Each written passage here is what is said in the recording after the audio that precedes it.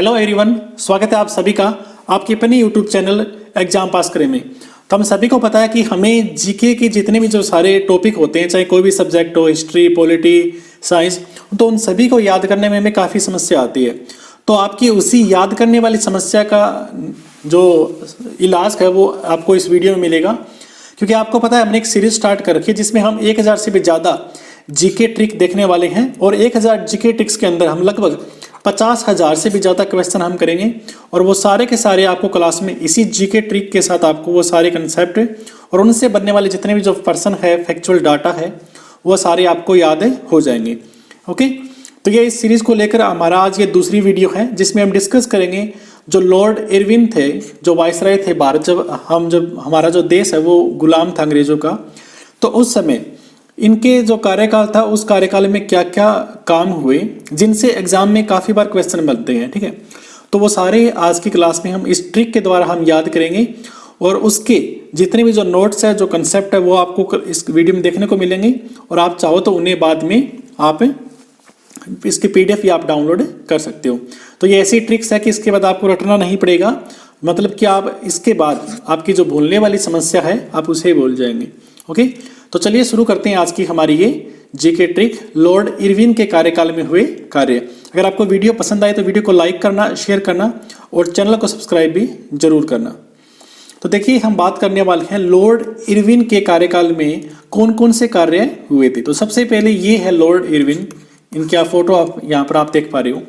तो देखिए, इनके कार्यकाल में काफ़ी सारे काम हुए थे। जैसे आपको पता है एक शारदा एक्ट आया था, या उस समय सविनय अवज्ञा आंदोलन वाला मुद्दा भी हुआ था, साइमन कमीशन भी आया था। तो वो काफ़ी सारी घटनाएं इनके इनके कार्यकाल में हुई थी। तो हमें उसको याद रखने के लिए हमने एक ट्रिक बनाई है। ओके, तो सबसे पहले वो ट्रिक देखते हैं हम। तो उस ट्रिक का नाम है साई शारदा ने गांधी के बाल की नस को खोजा। अब देखिए, मान ली को गांधी नाम का पर्सन है, हम सिर्फ कल्पना कर रहे हैं।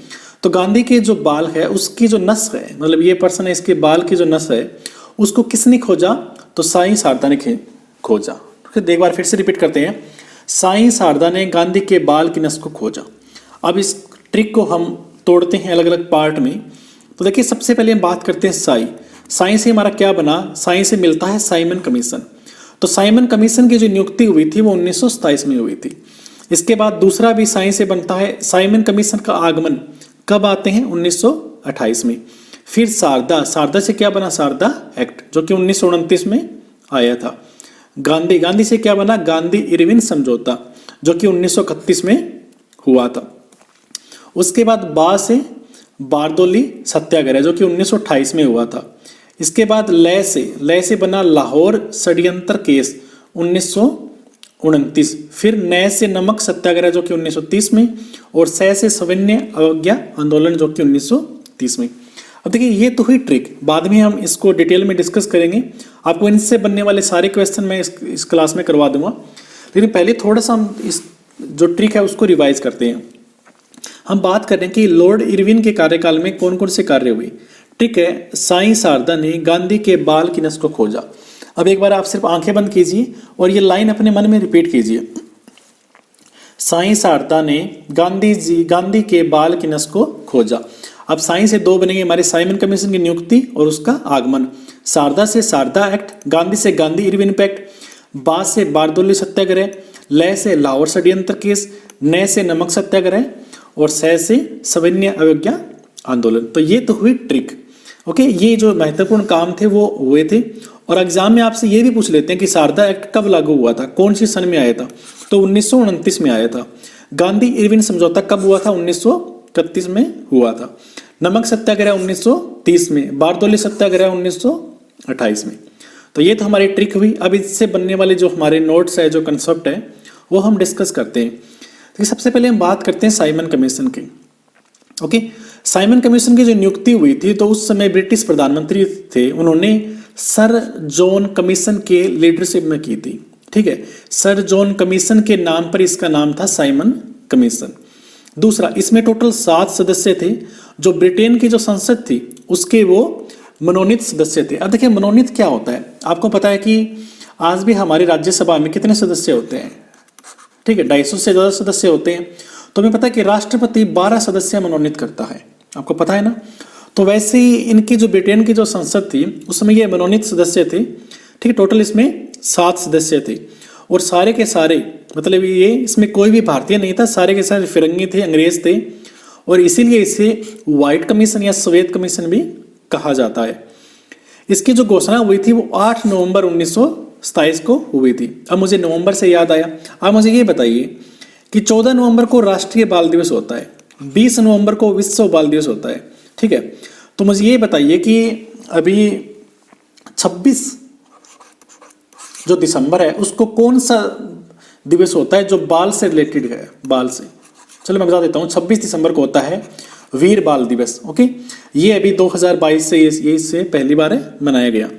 अब देखिए ये जो कमीशन था, ये जो बनाया था साइमन कमीशन, इसका काम क्या था कि इसको जांच करनी थी कि भारत को इन्होंने कुछ कानून बनाकर दिए थे कि आप कैसे अपने देश को चला सकते हैं, ठीक है, कि कैसे आप जो पार्लियामेंट के थ्रू अपना काम कर सकते हैं। तो उसके बाद ये कमीशन जांच करने आता कि लोगों को जो संवैधानिक अधिकार दिए जाने हैं तो क्या इसकी ये लायक है या नहीं, इसकी ये जांच करने आया था।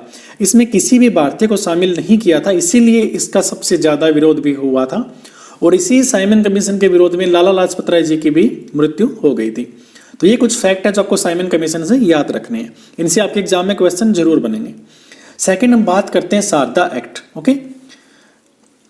शारदा एक्ट 1929 को आया था, इसे कहा जाता है बाल विवाह प्रतिबंध अधिनियम। एक मिनट जिसको मैं क्लियर करता हूँ, इरेज कर देता हूँ। बाल विवाह प्रतिबंध अधिनियम 1929 को, ओके। ये 28 सितंबर 1929 को जो imperial legislative council of India में ये पारित हुआ था। दूसरा इसमें क्या हुआ था कि जो लड़कियों की जो उम्र थी शादी की वो 14 वर्ष और लड़कों की 18 साल कर दी थी, ओके। लेकिन बाद में क्या हुआ कि इसमें जो लड़कियों की एज है वो 18 से बढ़ाकर 21, सॉरी लड़कियों की जो है वो 21 साल, सॉरी लड़कियों की देखिए पहले 14 साल थी, तो ये 14 से बढ़ाकर 18 साल कर दी, और जो लड़कों की थी वो बाद में 18 से बढ़ाकर 21 साल कर दी। आज भी लड़कों की जो एज है वो 21 साल है और लड़कियों की पहले 18 थी, अभी मुद्दा चल रहा है 18 से इसको 21 करने का, ओके। ये जो क्यों हुआ था कि उस समय कि उससे सामाजिक सुधार आंदोलन चल रहे थे भारत में, तो ये उसी का परिणाम था कि ये बाल विवाह जो प्रतिबंध अधिनियम 1929 आया था। यहाँ पर हम थोड़े से कंफ्यूज हो गए थे, आपको याद रखना कि पहले देखिए लड़कों की जो एज थी ना वो 14 साल थी, ओके। लड़कियों की 14 साल थी, लड़कों की 18 थी। यहाँ पर देखिए लड़की है, यहाँ पर गर्ल और बॉय 18। बाद में लड़कियों की 14 से 18 कर दी, 4 साल बढ़ा दी, और लड़कों की 18 से 21 साल कर दी, और आज भी यही चल रहा है।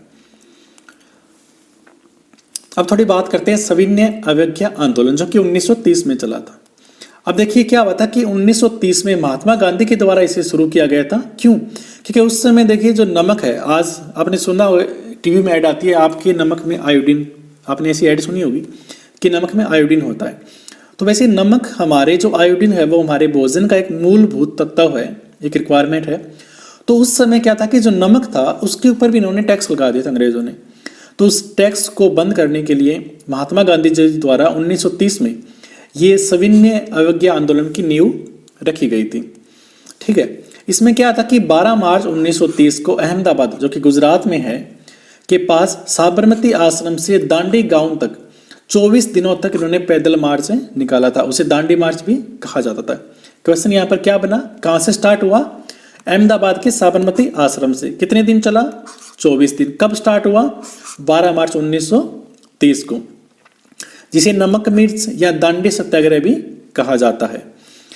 इसमें टोटल 78% थे इसमें, ठीक है। कुल महात्मा गांधी को मिलाकर 79 इसमें लोग शामिल थे, ठीक है, जिन्होंने 358 किलोमीटर की दूरी इन्होंने तय की थी। इसमें वेब मिलर भी थे। ये एग्जाम में पूछा हुआ है कि क्या जब ये दांडी मार्च चल रहा था उस समय वेब मिलर इसमें थे या नहीं थे, तो आपको याद रखना कि इसमें थे, ओके। तो दोबारा से रिवाइज करते हैं। सविनय अवज्ञा आंदोलन लॉर्ड इरविन के समय हुआ था। ये 1930 में महात्मा गांधी ने शुरू किया था। क्यों? नमक के ऊपर जो टैक्स लगा था उसको हटाने के लिए। कहाँ से स्टार्ट हुआ था? अहमदाबाद से चला था दांडी गांव तक, 24 दिन चला था, 358 किलोमीटर थे और टोटल 79 इसमें लोग थे, ओके।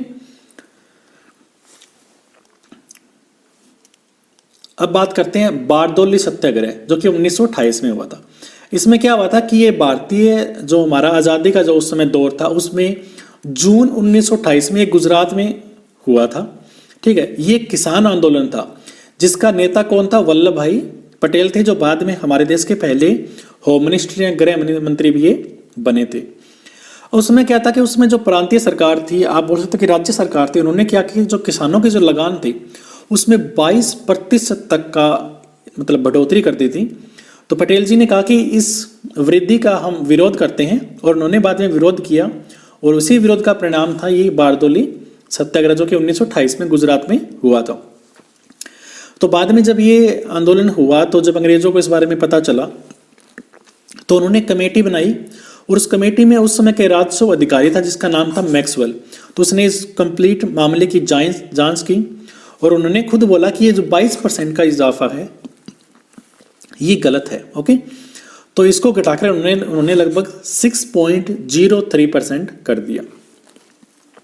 तो आपसे एग्जाम में ये भी पूछ सकते हैं कि ये जो आंदोलन चला था उसमें टैक्स कितना कर दिया था? तो 22% कर दिया था, बाद में उसे घटाकर 6% लगभग कर दिया।